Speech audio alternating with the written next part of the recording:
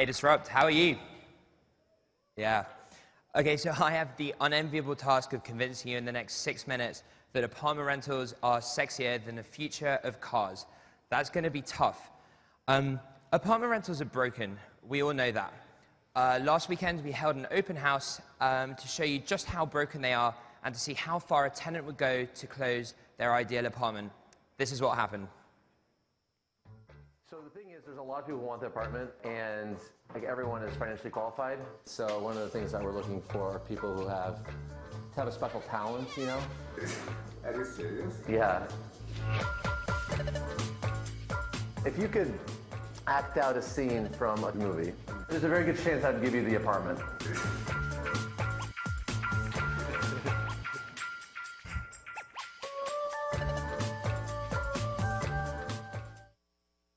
So, when I moved here, I found apartment renting very stressful. I think a lot of us have.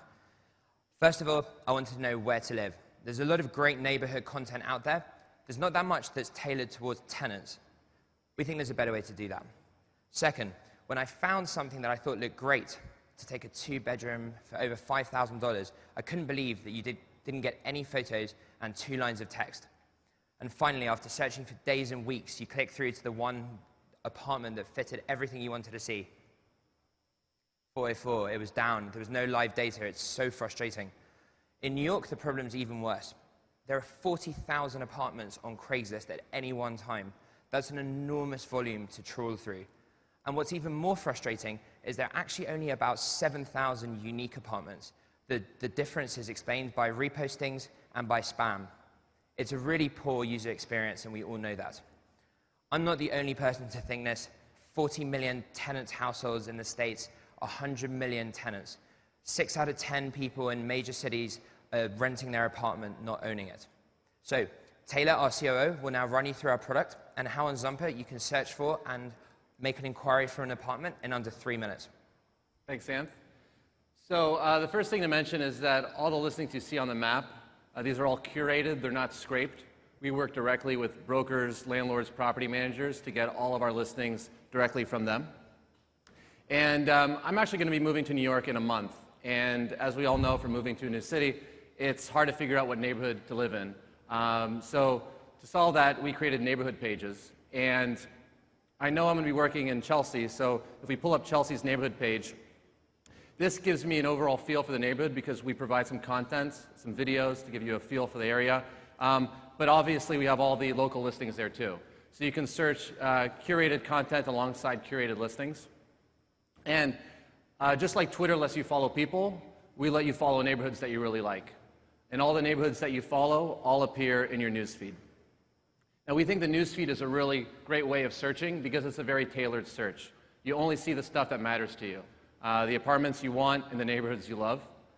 And if I'm scrolling down looking through apartments, and I click through the one on 34th, I get to see the listing, and I realize that now if I want to take a look at it, the real challenge is being the first one through the door. In a place like New York or San Francisco, it's really competitive. What really matters to a broker or a landlord is if a renter is qualified. So we created a messaging tool to help with that. If you are qualified for the apartment, you might as well just share that information with the broker. This, in our test, has really proven useful in getting people through the door first. And especially for a broker or a landlord, it's useful because they can log into the site, take a look at the profiles of people who are interested in the apartment, and they can compare them. So the advantage for the broker or landlord is that it's tremendously efficient for them, especially when they're dealing with a lot of people interested in the apartment. And it's really useful for the renter because it gives them an edge. So to recap, we have a neighborhood page that allows you to discover new neighborhoods, search apartments locally. We have a news feed that's a really tailored form of search to get really specific. And then we have the messaging tool, which gets you closer to closing that apartment so you don't need to do the song and dance like you saw in that video. All right. So to recap, this is bottom up. It'll take time. We can't move to 15 cities tomorrow. We're doing a lot of business development with the leading landlords and brokers in the States to build this bottom up. The monetization opportunity is big. not just 100 million tenants, where there are very cyclical moments when they move that we know, obviously, spring, summer, when people graduate, it's an obvious target point. Then you look at the public companies here. Zillow have been very successful. Trulia is shooting for a huge IPO this year. And as of yesterday on the stage, we're now live in New York and San Francisco, had a lot of traffic overnight, and yeah, we'd love to take your questions.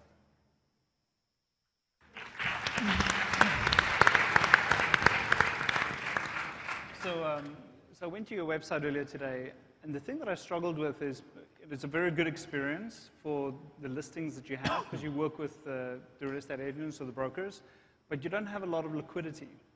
And I wonder whether that matters a lot more to the average consumer as they're looking around for a neighborhood. You know, in various neighborhoods in San Francisco, you had 2 or 3 listings at most, and I just wonder, you know, where does that balance lie, and how do you think about solving that challenge? Yeah, so absolutely. San Francisco launched yesterday. It's all about liquidity. We spent 4 months in Manhattan building this bottom up, and we now have a significant portion of the market.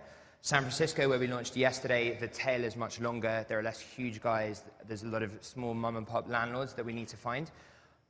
The advantage to the tenant at the moment, still in San Francisco, is that because these are curated, you will hear back. There's less fear of kind of a question going into the ether and never hearing back.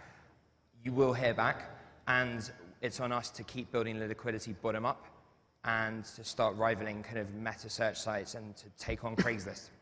The other advantage, too, as a renter is that you can actually see all our listings are timestamped. So you know if something's really new or just recycled old inventory, which is useful because it actually helps you in terms of negotiating and stuff like that. And you're disrupting the business model as well, if I recall. You're not charging listing fees of the brokers. I mean, so what else are you going to do to extract enough value here, given the transaction frequency is low? You know, you're thinking about even having an auction system so people can bid up the rent, you know, to get the market price? So to your point about liquidity, because we're trying to build it bottom up, it would be crazy to charge. We want to build a liquid market, and we offer the service free to landlords, brokers, and property managers. Where we move down the kind of rental process, that's when we can start to monetize. For example, brokers are very keen to target specific tenants searching, say, in the West Village.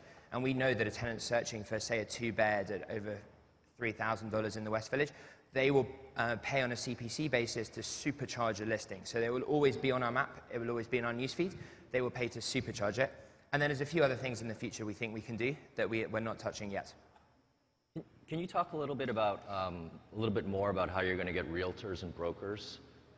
Because that, for a lot of startups in this area, is tough because a lot of brokers, realtors aren't exactly the earliest adopters, per se. Yeah, so actually, I used to be a broker. Sorry. Don't hate me, please. Yeah, so I was a broker for about 6 years. You know, the real estate community has been burned a lot by startups that have just tried to kind of disintermediate brokers and things like that. And there's some reasons behind why that would make sense. But for the most part, you know, what we realized is that we wanted to build a product that works for both. We're a two-sided marketplace.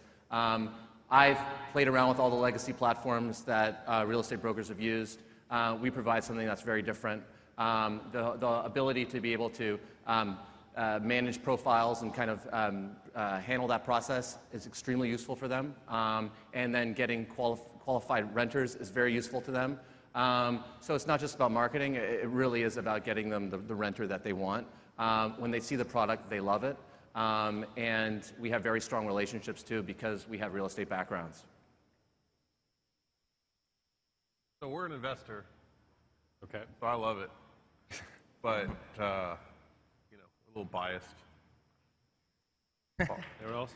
I have a question, or a couple questions, because I went through the hell on earth that is the New York City apartment hunt about a year ago, and I get to do it again in like a month. So one of the issues I faced on Craigslist is that brokers are posting the same apartment because there's like a shared pool of apartments. Like most brokers don't even have exclusives at all. So how do you deal with that? So for the moment, we're just focusing on exclusive listings. Okay. In New York, the reason why there's about 50,000 apartments is because there's tons of duplication, and it's a real problem. We have ways of handling open listings down the road, but for the moment, we're just focusing on exclusives so that what you see is really what the person is actually representing. And I guess my second question, I think was sort of asked before. I mean, there are other sites and companies that are trying to establish these relationships with landlords. I tried Naked Apartments, Street Easy. There are a bunch of others that I think are trying different angles. How are you pulling this off in a way that others couldn't before you? I understand you were a broker before, but I think there are a lot of people who have been brokers before, right?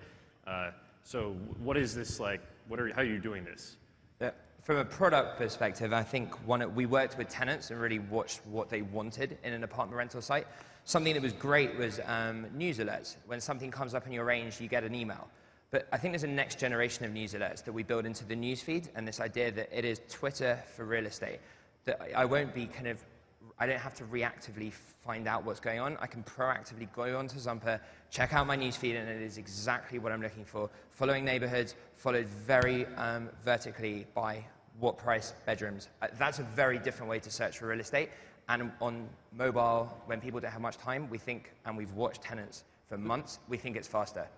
So let's say that's how it improves for the user. I'm talking about how you're getting this relationship with the landlords, because as far as I can tell, no one gives a shit about the user experience when it comes to looking for an apartment in New York. So that's a great question. What brokers are looking for is they're looking to work with renters who want a broker, and the landlord is looking for a renter who's going to be a great renter, pay the rent on time, and have no issues. So some of the companies that you mentioned are really great. I've used them before to take a look at apartments, but there's more to it than that. If you need to provide products that actually connect great renters with landlords and connect renters who want to work with a broker too. And that's what we've tried to provide. So what you're saying, the issue before wasn't that the landlords didn't want to work with a service that would help facilitate this interaction, it was that the product just wasn't the right fit. I think in some there wasn't real lead generation. I think a lot generated questions and random kind of Gmail address inquiries, which are great, and there's nothing wrong with that, and we're doing a lot of that as well. But what we're interested in is going further down the conversion funnel and actually giving a more of a qualified lead. That's really valuable, and we only know that because they repeatedly ask for it. Yeah, they don't need 25 renters interested in the apartment. They just need that one person that's the right fit. Judges, if you guys have any questions. I think it's awesome. Probably going to abstain from voting on this one. All right. Well, I think that does it with the questions. That was Zumper. Thank you guys very much. Thank you. Hey, Jason.